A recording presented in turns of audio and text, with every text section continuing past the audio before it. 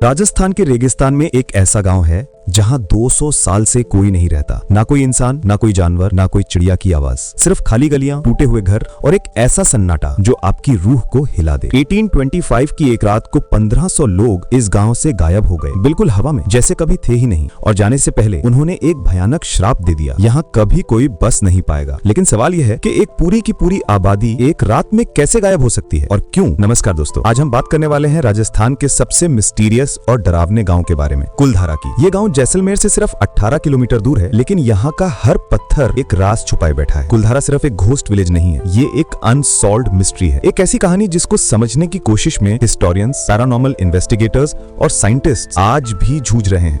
Archaeological survey of India ने इसे protected site बना दिया है, लेकिन कोई भी यहाँ रात में रुकने की हिम्मत नहीं करता। कुछ लोग कहते हैं यहाँ भूतों का बसेरा है, कुछ कहते हैं यहाँ श्राप लगा हुआ है और कुछ कहते हैं कि सच इससे भी ज्यादा डरावना है। तो चलिए आज हम इस 200 साल पुरानी मिस्ट्री की तह के अंदर जाते हैं और पता लगाते हैं कि आखिर कुलधारा के लोगों का हुआ क्या। चैप्टर 1, कुलधारा की शुरुआत, समृद्धि का गांव। तो पहले समझते हैं कि कुलधारा था क्या। 13th सेंचुरी में, यानी लगभग 800 साल पहले पालीवाल ब्राह्मण्स ने इस गांव को बसाया था। पालीवाल ब्राह्मण्स बहुत ही इंटेलिजेंट और हार्ड वर्किंग लोग थे। इन्होंने रेगिस्तान के बीच में भी पानी का इंतजाम कर लिया था, खेतीबाड़ी में माहिर थे और उनकी इकोनॉमी इतनी स्ट्रॉन्ग थी कि कुलधारा उस टाइम राजस्थान के सबसे अमीर गाँव में से एक माना जाता था। कुलधारा के आसपास 84 गाँव थे और सभी पालीवाल ब्राह्मण्स के थे। ये लोग अपनी कल्चर, अपनी लैंग्वेज और अपनी ट्रेडिशंस के लिए जाने जाते थे। यहाँ के लोग एजुकेटेड थे, एडवांस्ड इरिगेशन सिस्टम्स यूज करते थे और उनकी आर्किटेक्चर भी काफी डेवलप्ड थी। कुलधारा एक थ्राइविंग कम्युनिटी था। बाजार, मंदिर, झील और खूबसूरत घर सब कुछ था यहाँ। लेकिन 1825 तक आते आते ये सब बदल गया। एक ऐसी रात आई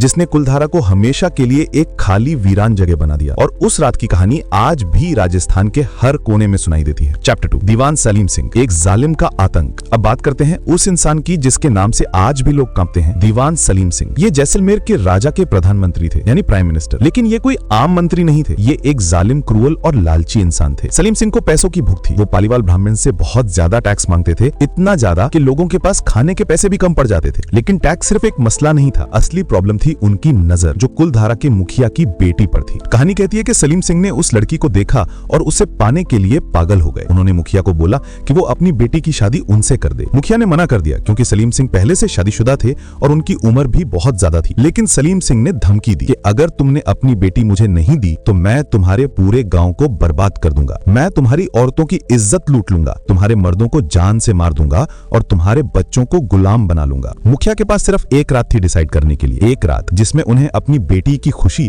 और अपने पूरे गांव की सुरक्षा के बीच चुनना था। और उस एक रात में कुलधारा के लोगों ने एक ऐसा फैसला लिया जो इतिहास में हमेशा के लिए दर्ज हो गया। चैप्टर 3, एक रात का फैसला, कुलधारा का गायब होना।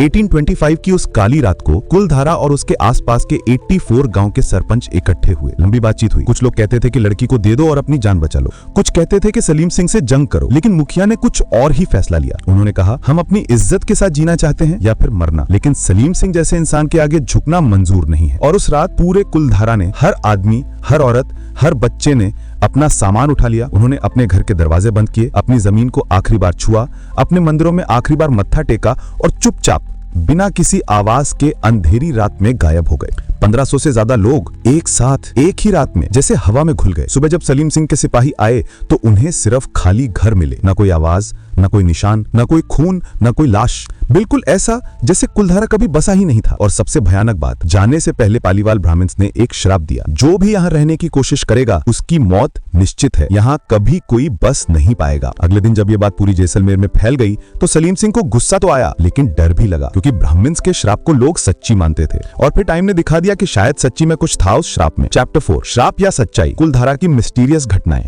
कुलधारा के बाद के सालों में बहुत से लोगों ने यहाँ बसने की कोशिश की, लेकिन हर बार कुछ ना कुछ अजीब होता रहा। ब्रिटिश राज के टाइम में एक ऑफिसर ने यहाँ अपना कैंप लगाने की कोशिश की। पहली रात को ही उनके सारे घोड़े डर के मारे भाग गए। सिपाहियों ने बताया कि उन्हें अजीब आवाजें सुनाई दी, जैसे कोई रोने की आवाज, चीखने की आवाज और झालर बजने की आवाज। ऑफिसर ने नेक्स्ट मॉर्निंग ही सब पैक कर दिया। 1947 के बाद एक फैमिली ने यहाँ रहने की कोशिश की। 3 दिन के अंदर ही उनके बच्चे बीमार पड़ गए, उनका कुआं सूख गया और रात को उन्हें ऐसी डरावनी आवाजें आने लगी कि उन्होंने भाग जाना ही ठीक समझा। 1990s में कुछ लोकल लोगों ने यहाँ कंस्ट्रक्शन शुरू की, लेकिन वर्कर्स कहते हैं कि रात में ब्रिक्स अपने आप मूव करती थी, टूल्स गायब हो जाते थे और किसी इनविजिबल फोर्स ने उन्हें धक्का दिया, कंस्ट्रक्शन रोक देना पड़ा। आज भी टूरिस्ट जो यहाँ आते हैं वो बहुत सी अजीब चीजें रिपोर्ट करते हैं। फुटस्टेप्स की आवाज सुनाई देती है जब कोई आसपास नहीं होता, शैडोज दिखती हैं जो इंसान के पीछे चलती हैं, सडन टेम्परेचर ड्रॉप हो जाता है कुछ जगहों पर, कैमरास और फोन सडनली बंद हो जाते हैं, क्राइंग साउंड्स और विस्पर्स सुनाई देते हैं रात में। आर्कियोलॉजिकल सर्वे ऑफ इंडिया ने ऑफिशियली यहाँ रात को रुकना बैन कर दिया है। कोई गार्ड यहाँ रात को ड्यूटी नहीं करता। लोकल विलेजर्स कहते हैं कि रात में यहाँ से अजीब रोशनी निकलती है और आवाजें आती हैं। लेकिन दोस्तों, हर मिस्ट्री के दो पहलू होते हैं, एक है फोकलोर और दूसरा है फैक्ट्स। तो चलिए देखते हैं कि हिस्टोरियंस और साइंटिस्ट्स क्या कहते हैं इस बारे में।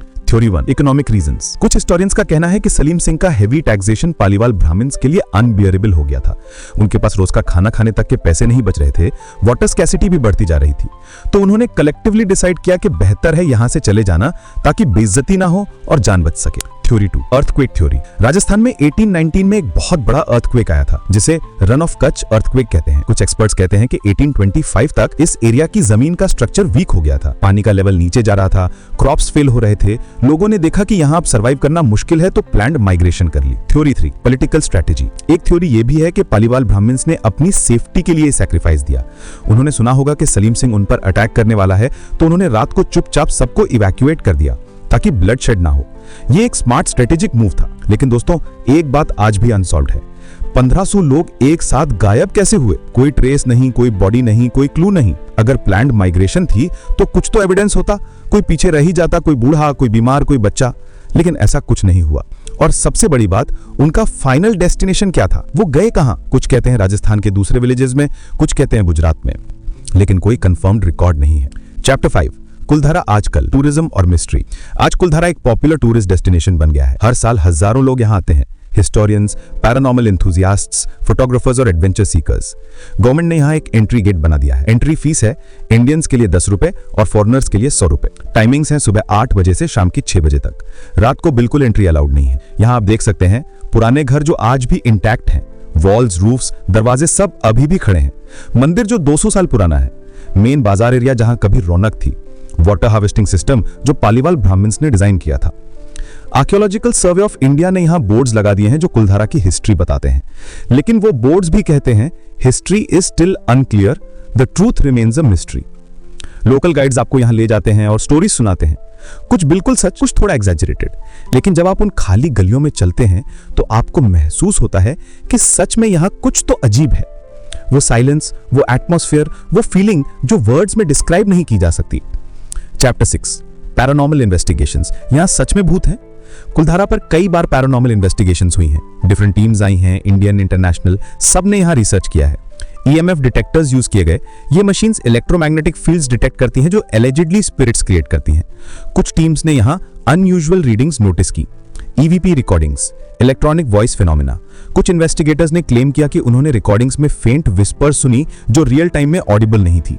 टेम्परेचर एनोमलीज, कुछ एरियाज में सडन टेम्परेचर 5 से 7 डिग्री कम हो जाता है बिना किसी रीजन के। शैडो फिगर्स, कई लोगों ने क्लेम किया कि उन्होंने कैमरास में ह्यूमन लाइक शैडोज कैप्चर की जो फिजिकली वहां नहीं थे। लेकिन दोस्तों याद रहे, पैरानॉर्मल इन्वेस्टिगेशंस बिल्कुल साइंटिफिक प्रूफ नहीं है। ये सब्जेक्टिव एक्सपीरियंसेस हैं। कुछ लोगों को यहाँ कुछ महसूस होता है, कुछ को नहीं। साइकोलॉजी कहती है कि जब हम किसी जगह के बारे में पहले से स्कैरी स्टोरी सुन लेते हैं तो हमारा माइंड उस एनवायरनमेंट को और भी क्रीपी फील करता है। इसे पावर ऑफ सजेशन कहते हैं। लेकिन फिर भी जितने लोग यहाँ आए हैं, टूरिस्ट्स, रिसर्चर्स, लोकल्स, सबकी एक ही बात है, यहाँ कुछ तो है जो समझ नहीं आता। रात में यहाँ से गुजरने वाले ड्राइवर्स कहते हैं कि उनकी गाड़ी की स्पीड अपने आप स्लो हो जाती है। कुछ कहते हैं कि हेडलाइट्स डिम पड़ जाती हैं। कुछ कहते हैं कि रास्ते से अजीब परफ्यूम की स्मेल आती है, जैसे कोई पुराना अतर। सच क्या है, झूठ क्या है, ये तो पता नहीं, लेकिन मिस्ट्री डेफिनेटली है। चैप्टर 8, लोकल लेजेंड्स, गांव वालों की कहानियां। कुलधारा के आसपास के विलेजेस में आज भी कई लेजेंड्स प्रचलित हैं। बुजुर्ग लोग अपने बच्चों को ये स्टोरी सुनाते हैं और ये जनरेशन से जनरेशन पास होती रहती हैं। लेजेंड 1, रात की शादी। कुछ लोग कहते हैं कि फुल मून की रात को यहाँ से बारात की आवाज आती है, ढोल, नगाड़े, गाने, जैसे कोई शादी हो रही हो। लेकिन जब आप देखने जाते हैं तो वहाँ कोई नहीं होता। लेजेंड 2, रो रही दुल्हन। एक लोकल कहानी कहती है कि जिस लड़की के लिए ये सब हुआ वो आज भी यहाँ भटकती है। रात को किसी को उसके रोने की आवाज सुनाई देती है। वो अपने पिता और अपने गांव वालों को ढूंढ रही है। लेजेंड 3, सलीम सिंह का आत्मा। आयरॉनिकली कुछ लोग ये भी कहते हैं कि सलीम सिंह खुद भी यहाँ फंस गया, क्योंकि जिस गांव को उसने टॉर्चर किया उस गांव के शराब ने उसे भी बेचैन कर दिया। कहते हैं कि वो भी यहाँ एक आत्मा की तरह भटकता है। Legend 4, protective spirits. एक पॉजिटिव थ्योरी ये है कि पालीवाल ब्राह्मण्स की आत्माएं यहाँ यहाँ अपने गांव की रक्षा करते हैं, इसलिए जो भी यहाँ बुरा करने की कोशिश करता है उससे प्रॉब्लम्स होती हैं, लेकिन जो रिस्पेक्ट से आता है उसे कुछ नहीं होता। ये सब लेजेंड्स हैं, प्रूफ कुछ नहीं है, लेकिन फोकलोर हमारे कल्चर का हिस्सा है और इस तरह की स्टोरीज एक जगह की आइडेंटिटी बनती है। तो दोस्तों, ये थी कुलधारा की कहानी, एक ऐसा गाँव जो रात को गायब हो गया और आज तक वो राज एक